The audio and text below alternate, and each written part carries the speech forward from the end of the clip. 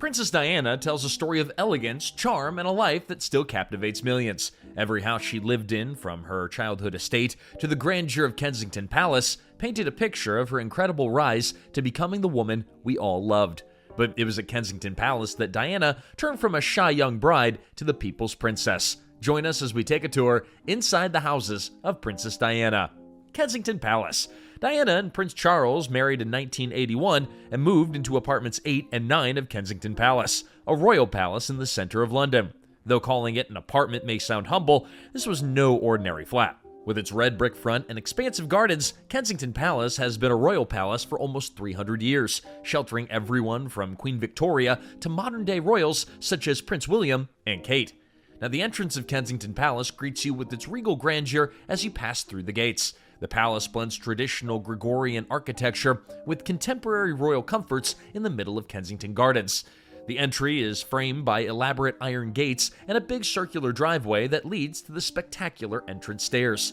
The brickwork on the facade is stunning, with creamy, soft-hued limestone giving the palace a calm yet imposing appearance. Visitors are frequently astonished by the spectacular courtyard, a prominent place that ties together the past and present of this royal home. Prepare to be amazed as we enter the staterooms and royal living quarters. Kensington Staterooms and Living Quarters. Kensington Palace's staterooms are nothing short of breathtaking. These lavish chambers serve as venues for official ceremonies and gatherings, reflecting the royal family's wealth and cultural prominence. Each room is adorned with magnificent works of art, complex wallpaper, and gold accents. From the red-draped grandeur of the King's Gallery to the luxury ambiance of the Queen's State Apartments, these rooms provide an unparalleled glimpse into the royal way of life. Chandeliers gleam overhead, and the walls are adorned with portraits and paintings dating back centuries. The staterooms are an excellent example of Baroque and Rococo architectural styles, with elaborate cornices, high ceilings, and large windows that let the natural light in, adding to their majesty. The lavish design complements an elegant feeling of space, striking a balance between overwhelming majesty and peaceful sophistication. For example, visitors to the King's Gallery are treated to breathtaking views of Kensington Gardens, which further connect the palace to its inhabitants' royal lifestyle. These rooms are not simply for show, as they're a critical element of the British monarchy, serving to host dignitaries, diplomats, and heads of state during official visits and ceremonies. The royals' living areas are designed with comfort and style, with modern elements incorporated into the building's ancient fabric. These apartments feel wide open and big because of the high ceilings, tall windows, and natural light-filled areas. The family has sweeping views of Kensington Gardens, and their home is intended to accommodate royal duties and family life while balancing history and modernity. The modern furnishings are complemented by historical elements, such as ancient portraits and carefully curated royal treasures. These royal living quarters are considerably more private and have a family-oriented setting, unlike the more lavish staterooms. Yet, this area maintains the elegance and refinement that one would expect from a royal house. From the rich furniture to the delicate features of the architecture, Princess Diana also enjoyed this grandeur. To learn about her time in Kensington Palace, we got to go back in time. Let's talk about Diana's apartment at Kensington Palace. Diana's apartment included more than 20 magnificent drawing rooms, bedrooms, and a nursery for her boys, William and Harry.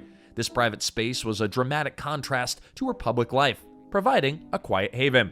The apartment's interior was decorated with fine furnishings, personal touches, and Diana's favorite art pieces. Her bedroom was a peaceful, soothing retreat. It was simple, but tasteful. The apartment is a heartbreaking remembrance of Diana's time at the palace, giving guests a glimpse into her more private life.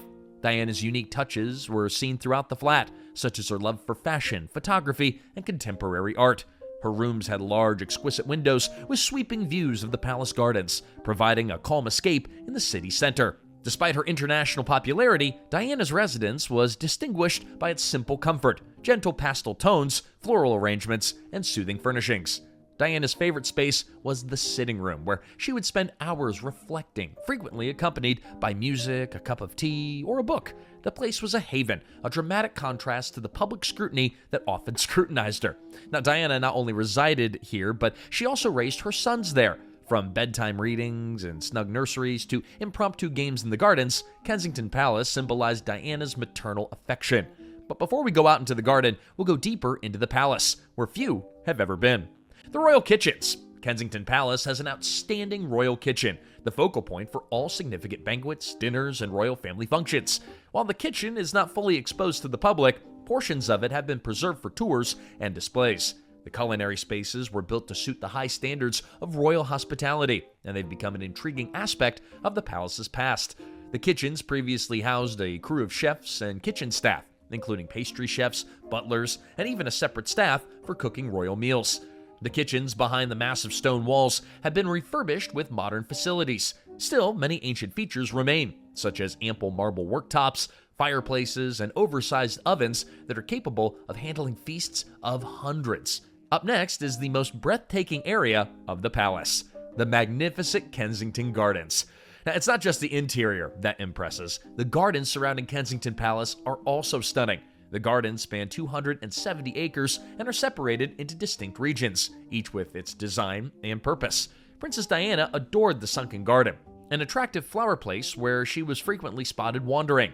Unsurprisingly, in 2017, a statue in her honor was unveiled here, surrounded by flowers that she adored the most. The formal garden feature, well-kept flower beds, lush lawns, and finely groomed hedges were all thoughtfully planned for beauty and serenity. The Italian gardens, which feature classical statues and monumental fountains, lend another level of elegance to the scene. Kensington Palace's gardens are as integral to the royal experience as the magnificent buildings. This area provided safety and freedom, yet it was never free from the demands of royal life. Aside from its charm, Kensington Palace was also a haven of sadness. Diana's marriage to Charles became more strained within these walls, and the palace's magnificence could not protect her from the difficulties of royal life.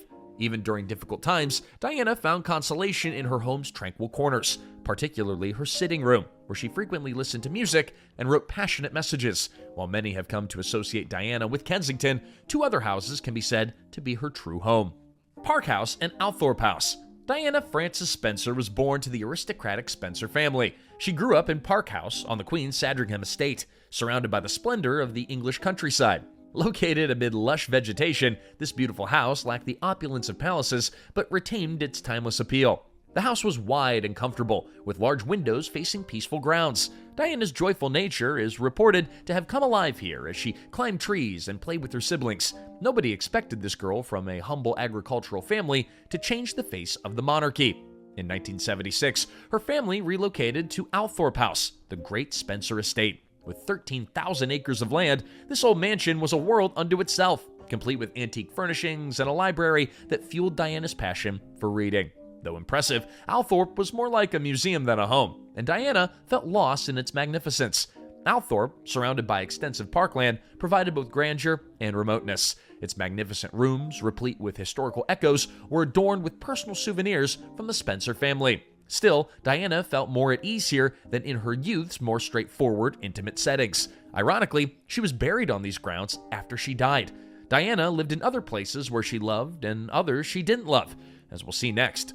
Other places that she called home. As a married royal, Diana spent time at Prince Charles's country retreat, Highgrove House. Set in Gloucestershire, this property was noted for its exquisite gardens, which Charles lovingly designed. Diana, on the other hand, was less enchanted by the estate, which frequently felt like Charles' hideaway rather than hers. It reflected Charles' interests and passions rather than her own. Furthermore, Camilla Parker Bowles, now Queen Camilla, who lived nearby, disturbed the family's peace. Apart from Highgrove House, Diana spent a lot of time at Clarence House, the former residence of the Queen Mother. Although she never officially lived here, the majestic home emanated charm with ageless furnishings and private courtyards, creating a more classic royal ambiance. The mansion has a rich past, as evidenced by its regal furniture and proximity to the heart of London. Diana was known for her love of travel, and one of her favorite vacation destinations was a villa on Harbor Island in the Bahamas. Far from royal duties, she relished the sun, the sea, and a sense of liberation uncommon in her public life. The villa provided a calm, private refuge where she could unwind and contemplate, free from the restraints of royal duties. Diana's stays at the Carlisle Hotel in Manhattan became iconic. Even though she didn't live there permanently, the Carlisle, also known as the Palace of Secrets, provided her with solitude and luxury, symbolizing her rising independence following her split from Charles. The suite's beautiful decor and unobtrusive service allowed Diana to escape the public eye, providing a rare opportunity for her to enjoy her freedom away from the royal spotlight. Diana's houses reveal the life of a princess who was as human as she was royal. reminding us why she will always be in our hearts. Thanks for watching, and please subscribe to the channel and tell us in the comments what part of the houses you found most interesting.